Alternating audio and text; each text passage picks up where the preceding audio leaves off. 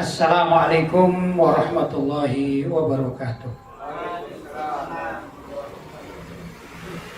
Alhamdulillah, wassalatu wassalamu ala rasulillah Sayyidina Muhammad ibn Abdillah wa ala alihi wa sahbihi wa man wala wa la hawla wa la quwwata illa billah, amma ba'd. Hadratul mukarramin, ma'asyiral asatidzah al-kurama, saudara-saudara hadirin dan hadirat yang dirahmati oleh Allah. Alhamdulillah, malam hari ini saya bisa bersilaturahim dengan bapak-bapak dan ibu-ibu, saudara-saudara yang dimuliakan oleh Allah Subhanahu wa taala. Kajian malam hari ini kita akan membahas satu tema yang mudah-mudahan bisa menjadikan semangat atau penyemangat bagi kita dalam kehidupan kita sehari-hari. Dan kita sebagai umat Islam tentu patut untuk meniru atau melakukan hal-hal yang pernah dilakukan oleh Nabi Muhammad SAW serta para sahabat radhiyallahu taala anhum. Karena bagaimanapun juga umat terbaik di kalangan umat Rasulullah SAW adalah mereka yang hidup pada generasi pertama. Kata Nabi SAW, khairul qurun qarni, tsumma alladziina yalunahum, tsumma alladziina yalunahum. Sebaik-baik kurun atau masa atau periode itu adalah qarni, kata Nabi, yaitu kurun masa periode di mana Nabi Muhammad hidup bersama mereka. Mungkin kalau dari segi kepemimpinan lebih mudah itu ya. Yang memimpin adalah Rasulullah SAW, yang menjadi masyarakatnya atau rakyatnya, ra'iyah. Rakyatnya adalah para sahabat radhiyallahu taala anhum. Jadi kalimat rakyat itu dari satu hadis asalnya, dari bahasa Arab, yaitu Nabi bersabda, kullukum ra'in wa kullukum mas'ulun an ra'iyatih. Yang artinya setiap kalian itu adalah penanggung jawab atau pemimpin.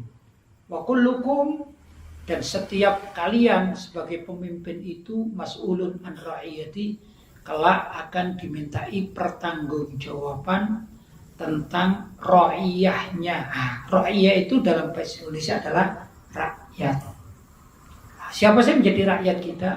Kalau kita seorang bapak, berarti kita punya rakyat, yaitu istri dan anak-anak kita.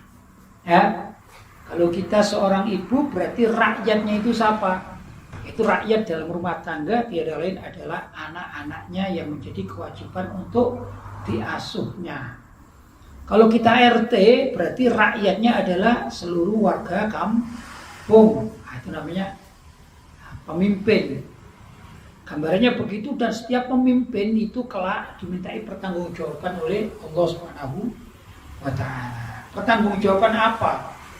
Seorang RT itu bukan hanya ditanya tentang rakyatmu sudah bisa makan atau tidak, gimana kehidupan perekonomiannya, bukan begitu, bukan hanya itu. Bahkan seorang RT kalau dia tidak pernah menegur rakyatnya yang tidak sholat, itu juga menjadi pertanyaan di akhirat nanti. Kamu RT, rakyatmu tidak sholat, ra'iyah maksudnya, kenapa kamu biarkan? Gak kamu beritahu. Itu namanya kulkum ra'in. Kalian, setiap kalian adalah ra'in. Ra'in itu penanggung jawab atau pimpinan. Ya.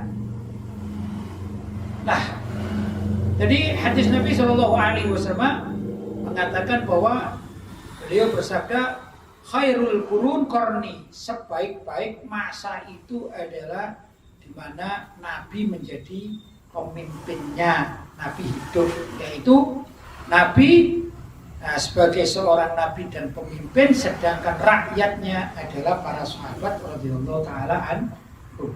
Tsumma alladziina yalunahum. Kemudian periode berikutnya Yang mana Nabi wafat, kemudian yang menggantikan menjadi pemimpin adalah di antara para sahabat. Yang pasti adalah ada Sayyidina Abu Bakar As-Siddiq menjadi khalifah pertama, Sayyidina Umar, Sayyidina Utsman, sampai Sayyidina Ali bin Abi Thalib sebagai khalifah keempat. Jadi ke-1, kedua, ketiga, keempat. Wah, itu generasi yang terbaik. Ya. Sedangkan rakyatnya adalah para tabi'in, yaitu pengikut para sahabat, murid-murid jamaahnya para sahabat radhiyallahu taala anhum. Kemudian tsummal ladzina yalunahum. Generasi berikutnya yang terbaik dalam Islam, maksudnya generasi keemasan dalam Islam adalah berikutnya, yaitu yang menjadi pemimpin, tokoh-tokoh, panutan-panutan, idola-idola adalah para tabi'in. Para tabi'in adalah murid siapa? Para sahabat. Sedangkan pengikutnya, jamaahnya adalah tabi'ut tabi'in. Ini generasi ketiga, ya. Generasi ketiga, tabi'ut tabi'in, pengikut murid-murid para tabi'in. Ini disepakati oleh para ulama bahwa mereka inilah 3 generasi terhebat yang dikatakan generasi keislaman. Nah, kita perlu untuk berkiblat pada sejarah mereka ini. Ya ikhwan, ini bapak-bapak, ibu-ibu hidup di Batam. Ya, nah, di Batam itu kan bukan pengangguran ya. Insya Allah mungkin tidak ada ya orang berangkat atau pergi ke Batam untuk menjadi pengangguran, seperti nggak ada ya. Yang saya tahu orang pergi ke Batam itu untuk bekerja. Nah, di kalangan para sahabat pun dulu begitu, juga para tabi'in. Mereka itu bekerja, tapi di sisi lain mereka ikut berdakwah, menyebarkan syariat agama Islam yang dibawa oleh Rasulullah Shallallahu Alaihi Wasallam. Begitu. Seperti contoh, ada seorang sahabat namanya Mus'ab bin Umair. Sahabat Mus'ab bin Umair itu mulai muda beliau masuk Islam, bahkan saking cerdasnya beliau, maka beliau ditunjuk menjadi delegasi atau duta utusan Nabi untuk mengislamkan di beberapa tempat. Saking pinternya berorasi, sehingga orang-orang masyarakat yang belum tahu Islam, dari hasil orasi yang disampaikan oleh sahabat Mus'ab bin Umair, maka banyak yang tertarik masuk Islam. Di antara tugas beliau salah satunya, sebelum Nabi hijrah, itu sahabat Mus'ab bin Umair diutus untuk menemui orang-orang yang ada di Madinah yang sebagiannya sudah masuk Islam. Dengan kedatangan sahabat Mus'ab bin Umair, maka sekitar Madinah itu banyak yang tertarik untuk masuk Islam. Belum bertemu Nabi sudah tertarik masuk Islam. Kenapa? Karena dakwah yang disampaikan oleh sahabat Mus'ab bin Umair. Itu begitu tugas para sahabat. Ada lagi sahabat namanya Sayyidina Abdurrahman bin Auf. Nah, Sayyidina Abdurrahman bin Auf itu pedagang beliau. Tatkala beliau di kota Makkah ini berdagang dan berhasil menjadi orang kaya. Tapi karena sebab hijrah yang oleh orang kafir Quraisy Makkah ini tidak boleh membawa harta, sehingga Sayyidina Abdurrahman bin Auf pergi ke kota Madinah tanpa bekal. Istilah orang sekarang hanya cuma bawa baju dan celana yang dipakai itu saja. Kemudian di Madinah itu Rasulullah Shallallahu Alaihi Wasallam mengadakan persaudaraan, ta'akho, mempersaudarakan orang-orang yang berhijrah bertemu dengan orang-orang Ansor, yaitu kaum Muhajirin dan Ansor. Diapakan? Dipersaudarakan. Ya, apa dipersaudarakan itu? Misalnya saya dari Malang datang ke Batam, mau menetap di Batam, maka saya digabungkan kepada salah satu keluarga di Batam ini, gitu ya. Ini kan Anjung punyanya Pak Burhan. Misalnya saya dipersaudarakan dengan Pak Burhan, sehingga saya pun kalau Pak Burhan ini meninggal dunia, itu saya berhak mendapatkan warisan kalau dipersaudarakan. Begitu kurang lebih ya gambarannya. Jadi seperti adik kakak, jadi begitu. Namanya dipersaudarakan.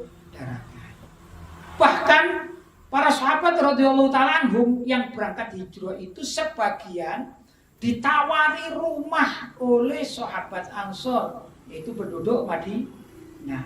Bukan sekedar itu, Ada sebagian dari sahabat Ansor, mohon maaf ya, zaman itu memang zamannya berbeda dengan zaman sekarang ya. Zaman sekarang itu kan kebanyakan orang bicara hak asasi manusia, hak asasi manusia. Mereka melupakan hak asasi Allah, kan gitu kan ya. Hak asasi Allah justru ditinggalkan, dikuatkan hak asasi manusia, kan gitu. Nah, zaman tersebut ada sebagian sahabat Ansor yang memiliki istri lebih dari satu. Itu jenenge begitu. Memiliki rumah lebih dari satu. Ya, dan penduduk Ansor belum banyak. Kemudian kaum Muhajirin ini diberangkatkan oleh Nabi. Setelah di Madinah, ini ditawari oleh sahabat Ansor. Mungkin gambarannya begini.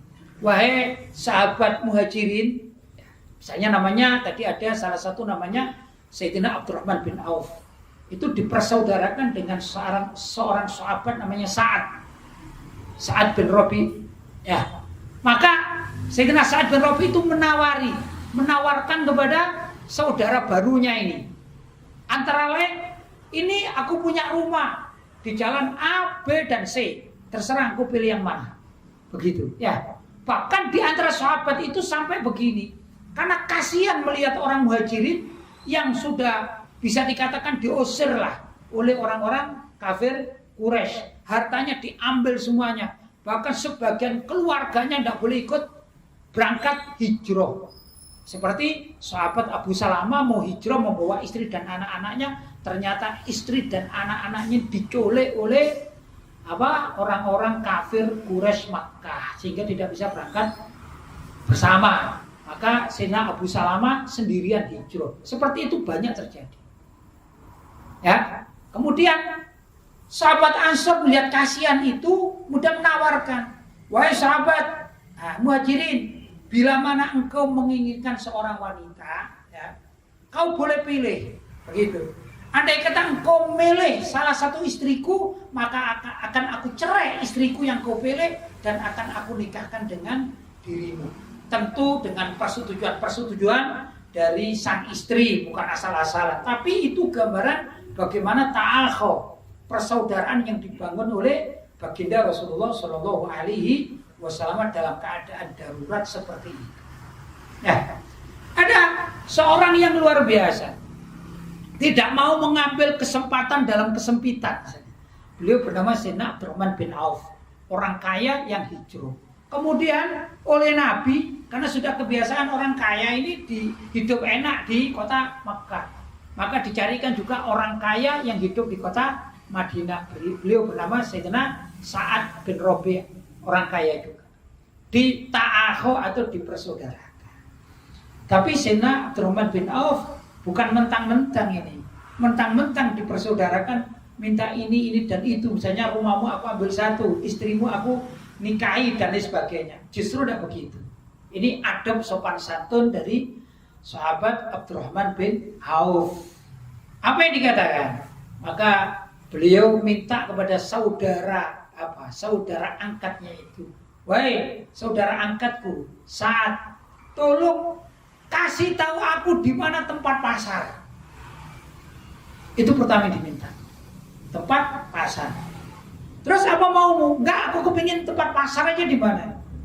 Begitu kurang lebih. Akhirnya diberitahu ini loh tempat pasar, maksudnya perniagaan ya, tempat perniagaan.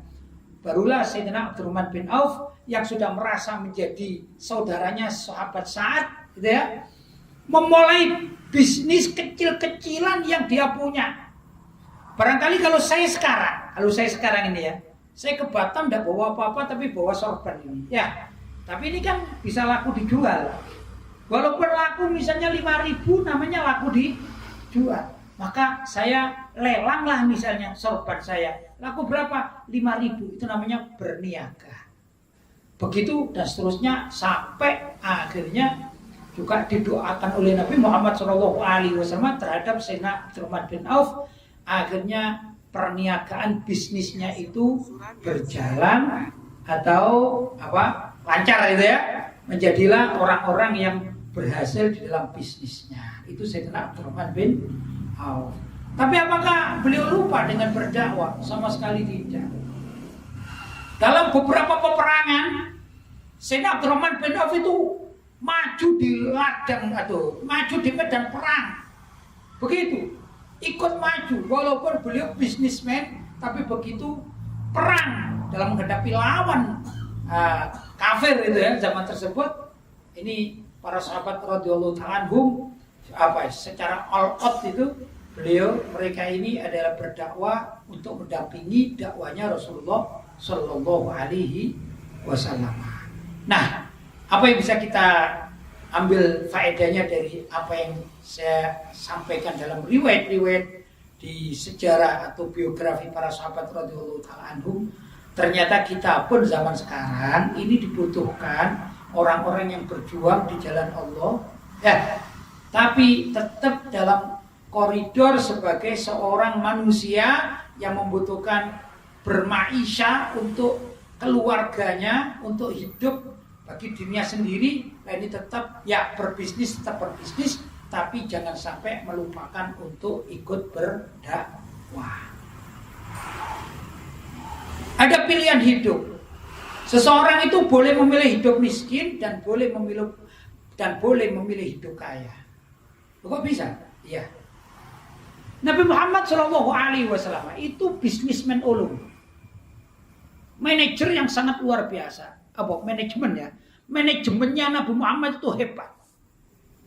Di saat masyarakat itu mendapatkan modal kerja dari Sayyidah Khadijah atau Siti Khadijah, ya itu tatkala sebelum hijrah tentu, sebelum menikah.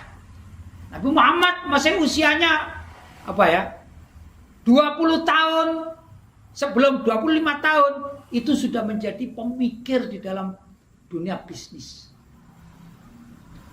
Orang tua-tua yang diajak sama mendapatkan modal, tapi beli ibarat ini misalnya beli kulaan ini orang tua-tua di zaman tersebut kulaan 10.000 misalnya, dia jual 15.000, jualnya per biji, jualnya ya laku, tetap laku.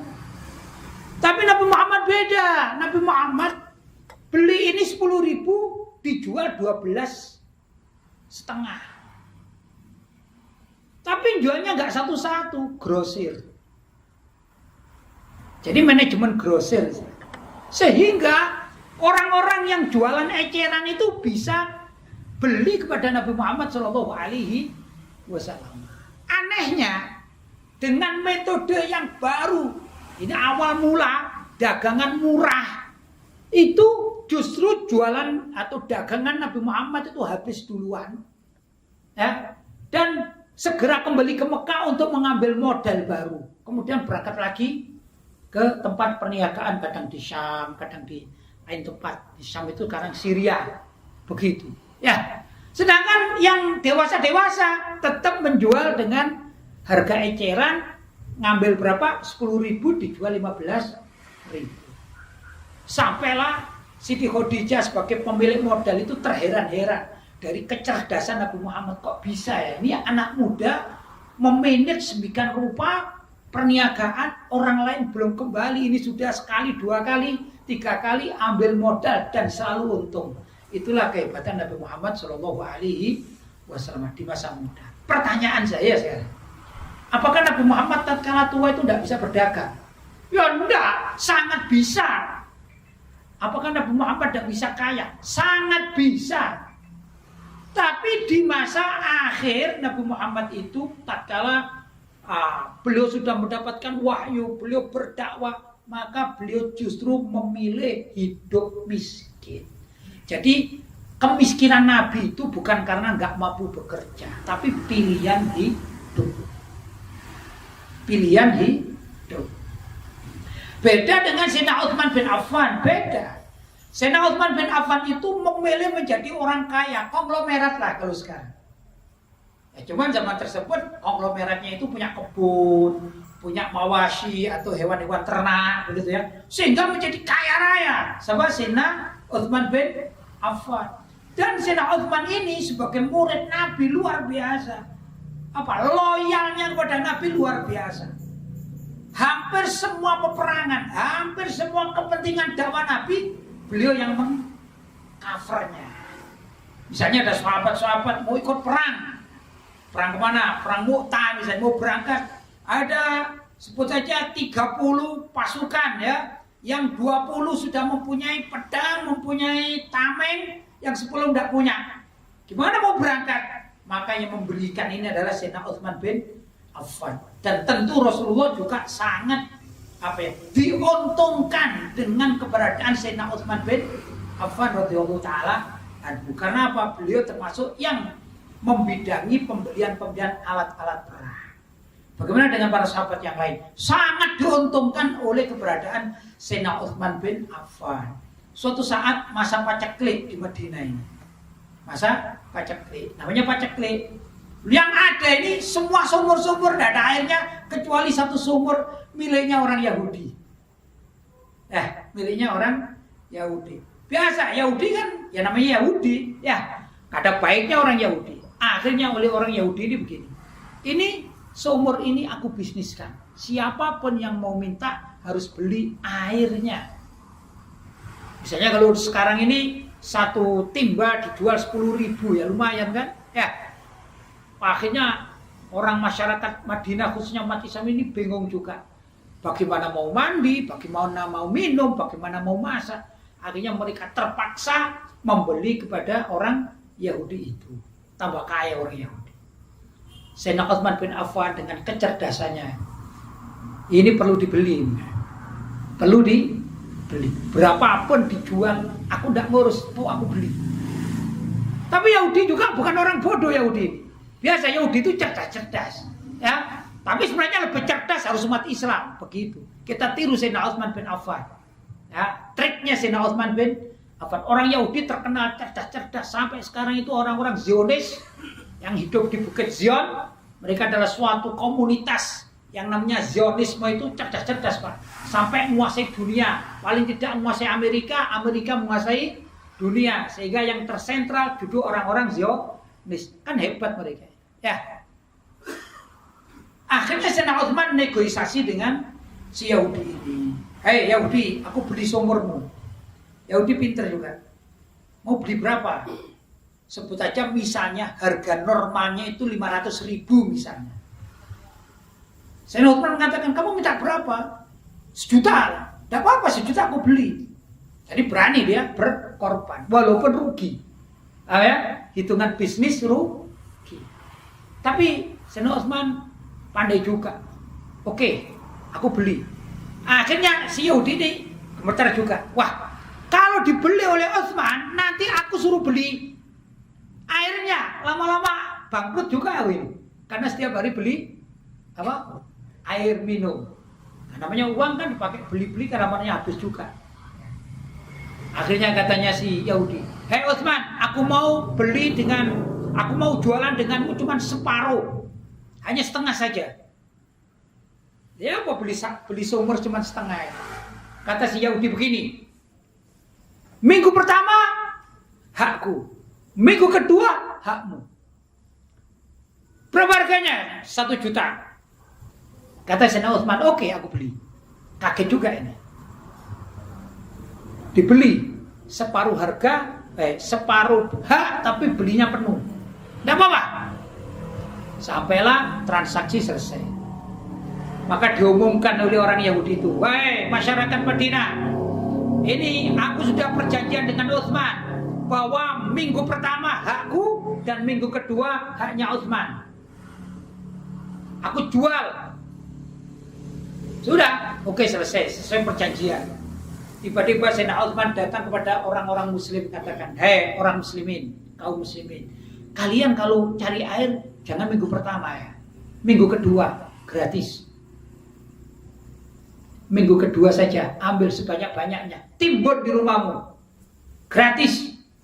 Karena itu milikku, hakku. Sudah berjalan. Minggu pertama memang ada 1-2 masih beli. Si Yahudinya, wah lumayan ini masih ada yang beli. Dan juga sudah dapat uang 1 juta lah gitu ya. Anggap seperti itu. Sudah banyak uangnya ini tambah kaya ini. Begitu minggu kedua, ramai Pak. Orang datang ke sumur Pak. Bawa ini, bawa itu, bawa ember, bawa galon, segala macam. Kata Yahudi, ada apa kalian? Mau ambil haknya Utsman, soalnya gratis. Apa yang bisa sama kamu? Ya, mahal lagi, aku gak mau. Mending aku berpuasa 1 minggu, nanti hari kedua, minggu kedua aku akan ambil sebanyak-banyaknya. Aku timbun di rumahnya. Begitu kurang lebih. Akhirnya minggu ketiga tidak laku, Pak.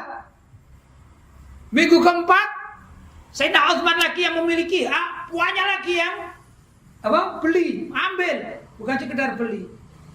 Ini pusing ini. Yahudi dibikin pusing oleh Sayyidina Utsman. Makanya berpikir, oh kalau gini caranya, aku jual aja pada Utsman. Lumayan dapat 1 juta lagi kan? Ya, berarti aku dapat 2 juta. Maka datanglah si Yahudi kepada Sayyidina Utsman. Hai Utsman, hakku aku akan jual kepadamu. Kata Sayyidina Utsman, berapa? Ya seperti kemarin, 1 juta. Nggak, aku gak perlu. Nggak perlu. Cukup ini saja. Loh, aku kan rugi. Bukan urusan. Kamu rugi bukan urusannya. Nah terus gimana? Aku beli, tapi dengan harga murah. Loh, gimana sih, Pak? Iya. Berapa? Ya lumayan lah, 50.000 aja. Kata Sayyidina Utsman. Akhirnya terpaksa kan jual. Terpaksa jual. Kalau dia kan tidak laku dia. Akhirnya dijual pada Sayyidina Utsman, menjadi hak penuh Sayyidina Utsman dan diumumkan. Hai penduduk Madinah, siapapun yang butuh air mulai minggu pertama sampai bulan terakhir, persilakan gratis. Hebat tidak Sayyidina Utsman? Tidak mau kalah dengan orang Yahudi. Mestinya kita juga begitu. Jangan kalah sama perniagaan orang-orang di luar Islam. Ya semangat. Tapi ya gitu. Kalau ada kesempatan jangan lupakan umat Islam atau kepentingan umat Islam. Sayyidina Utsman mengeluarkan uang segitu banyak bukan untuk dirinya sendiri, bukan untuk keluarganya, dipergunakan untuk umat Islam. Begitu ciri-ciri orang-orang yang hidup pada khairul qurun, sebaik-baik periode, sebaik-baik masa. Itu demikian. Perhatiannya adalah semua demi keumatan, khususnya adalah umat Islam. Begitulah yang dilakukan oleh para sahabat radhiyallahu taala anhum ya. Mereka ini luar biasa, pekerja-pekerja handal, tapi juga membelanjakan hartanya demi untuk kepentingan agama Allah. Loh kalau tidak gitu, peperangan kan butuh apa ini? Butuh modal kan? Ya. Kalau sekarang nggak ada perang fisik itu, ada perang apa? Perang pemikiran, perang peradaban. Ya macam sekarang ini kita ini perang pemikiran, Pak. Sebagian anak-anak kita ini sudah kalah dengan orang-orang di luar Islam, kalah, Pak. Kenapa? Kadang-kadang maghrib itu ya. Kalau dulu zaman saya masih kecil, maghrib tidak boleh kita ini di jalan-jalan raya. Kata orang tua kita dulu, kamu jangan keluyuran, kata orang Jawa ya. Kamu jangan berada di jalan-jalan sana kalau maghrib atau menjelang maghrib. Kenapa? Nanti kamu diculik sama hantu. Kalau dulu namanya wewe gombel misalnya. Ya, pernah dengar kan? Kamu diculik loh ya. Tapi zaman sekarang batal maghrib sampai isya macam-macamnya. Yang masih di kafe, masih di perniagaan itu apa namanya itu? Di mall-mall, ya enggak? Itu kalau zaman sekarang sudah tidak takut lagi, Pak. Padahal sebenarnya kalimat kamu kalau pergi keluar sana sebelum maghrib sampai maghrib itu jangan keluar nanti diculik oleh wewe gombel hantu. Sebenarnya bukan itu yang dimaksudkan. Karena menurut Nabi SAW itu setan-setan itu yang menyembah matahari, mereka adalah setan-setan yang menunggu pertama. Tatkala matahari itu terbit belum sempurna, mereka menyembah matahari terbit. Karena itu haram orang sholat sunnah setelah subuh. Tidak boleh kan? Sampai matahari terbit sepenuhnya, baru namanya sholat isyraq dan sholat duha. Itu pertama. Yang kedua juga haram orang itu sholat sunnah ba'dal asar karena menjelang maghrib. Dan disitulah setan-setan juga menunggu matahari terbenam ini, mereka sujud kepada matahari. Maka orang tua kita, ya walaupun tidak menceritakan hakikat hadisnya, ya enggak? Tapi mereka tahu, nanti kalau kamu di sana menyerupai setan-setan kamu, ya, dan setan-setan menyembah matahari, kok kamu pergi ke sana? Jangan. Hanya bahasanya nanti kamu diculik wewe gombel. Wewe gombel itu adalah ya setan. Itu bahasa orang tua zaman dahulu kala. Ya, dan orang tua zaman dahulu kala itu jarang yang memberikan hadisnya ini, apalagi hadis sahih, hadis hasan, hadis dhaif. Zaman kayak zaman sekarang itu ya. Dikit-dikit minta hadis. Ada itu Pak hadisnya. Cuma orang tua ini praktis, mengajari kita praktis. Insya Allah semua amalan Ahlussunnah wal Jamaah itu ada hadisnya atau ada juga ayat-ayat Al-Quran, minimal ijtihad para sahabat radhiyallahu taala anhum. Begitu, Pak. Ya, karena itu kita kembali lagi kepada asli pembahasan. Ayo menjadi muslim itu muslim yang kuat, muslim yang solid, muslim yang betul-betul bermanfaat untuk umat Islam. Gimana muslim yang kuat? Ya seperti tadi itu, bagi orang yang ahli dibilang bisnis yang benar. Tapi jangan lupa perhatikan Islam. Ya, perhatikan umat Islam itu bisnis yang benar. Kalau engkau mempunyai kekuatan tubuhmu, maka jadilah bodyguard bagi umat Islam. Itu ya. Kemarin saya itu melihat ada satu film unik itu, ada Mike Tyson. Mike Tyson yang saya tahu. Dia naik mobil gitu, kemudian di depannya ada mobil lain. Entah gimana mau bertabrakan. Nah, mobil lain ini orang di barat ya. Lucu aja gitu, saya ingin cerita, lucu aja, gak sengaja saya lihat itu. Akhirnya pemilik mobil yang depan itu mau marah-marah. Buka pintu mobil, turun dia, akhirnya gedor-gedor mobilnya Mike Tyson. Begitu Mike Tyson keluar, gak jadi marah Pak, takut. Kenapa? Ya Mike Tyson maupun apapun dia itu muslim kan? Ya, ternyata orang kuat seperti Mike Tyson dalam keislaman ini juga diperlukan. Jangan mentang-mentang. Ya, jangan mentang-mentang kamu di jalan seperti raja jalanan. Nih aku ini, kalau mau aku bogem, gak berani. Intinya ya ikhwan, apapun yang menjadi milik kita, ya kecerdasan bisa dimanfaatkan untuk Islam. Kita punya kemampuan apapun, termasuk kemampuan berbisnis, bisa bermanfaat untuk umat Islam. Yang punya hebat dalam berteori-teori ini juga perlu untuk apa? Umat Islam. Yang ahli di dalam bidang politik, pengaturan kepemimpinan suatu masyarakat juga diperlukan di dalam Islam. Orang yang ahli doa pun diperlukan di dalam Islam. Bahkan ya ikhwan, orang tua seperti tidak punya apa-apa, orang tua yang muslim itu juga dibutuhkan di dalam Islam. Sayyidina Anas bin Malik radhiyallahu taala anhu, ya, itu umurnya lebih dari 100 tahun. Itu banyak sahabat-sahabat yang masih muda dan para tabi'in dan tabi'ut tabi'in datang hanya untuk minta berkah, doa demi untuk kekuatan batin.